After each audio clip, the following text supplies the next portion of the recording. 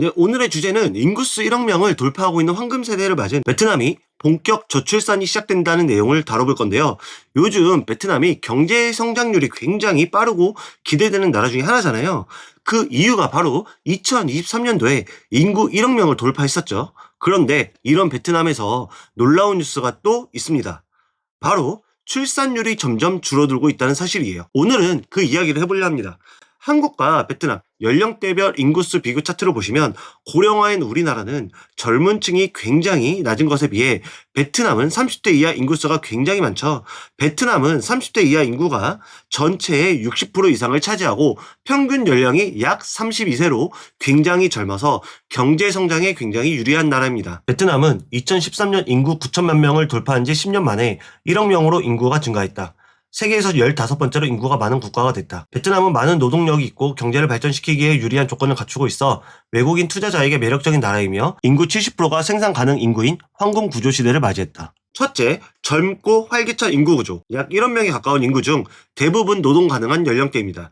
둘째, 해외 투자의 급증이죠. 삼성, 애플 같은 글로벌 기업들이 이미 베트남에 생산 기지를 두고 있습니다. 셋째, 정부의 개방적인 정책, FDI를 유치하며 적극적인 경제 개혁을 추진하고 있죠. 실제로 베트남은 2023년 기준 8% 이상의 GDP 성장률을 기록하며 동남아시아에서 가장 빠르게 성장하는 나라 중에 하나입니다.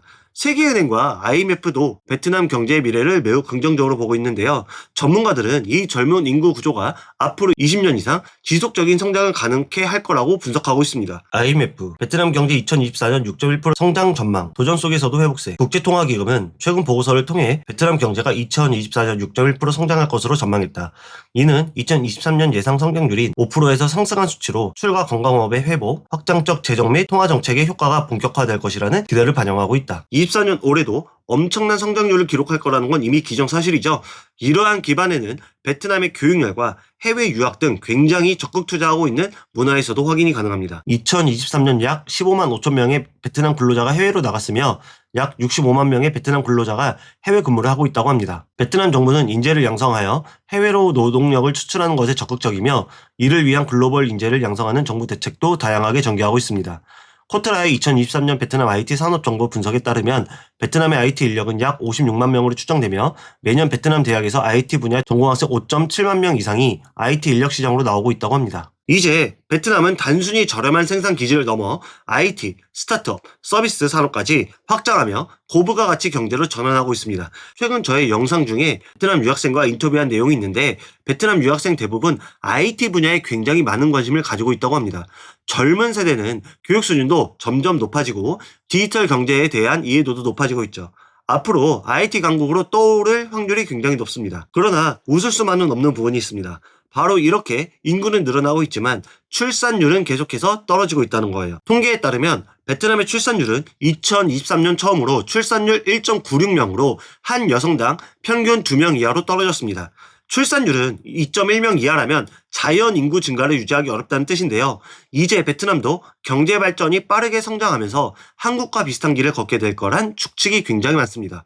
2023년 전국 출산율이 역사상 최저인 1.96명으로 떨어졌다. 이러한 추세는 대도시로 갈수록 심해지고 있다. 호치민시의 평균 출산율은 1.32명으로 전년도 1.42명에서 크게 감소했으며 60세 이상 고령화 인구 비율은 12.5%로 전년 대비 1% 이상 증가했다. 베트남 정부도 이런 문제를 심각하게 받아들이고 있습니다. 그래서 아이를 낳는 가족을 위한 세금 혜택과 육아 지원 정책, 직장 내 지원 등 다양한 대책을 내놓고 있는데요. 하지만 효과가 충분하지 않다는 지적도 있습니다.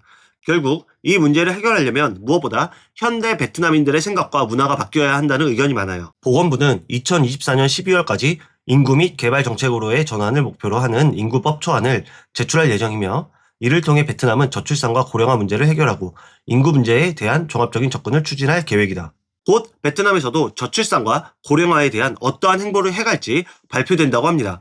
베트남뿐만 아니라 전 세계의 고민인 만큼 저출산에 관련해서 베트남 정부가 어떻게 현명하게 대처해 나갈지 앞으로도 최신 소식을 바로바로 전달해 드리겠습니다. 오늘도 즐거운 하루 되시길 바랍니다.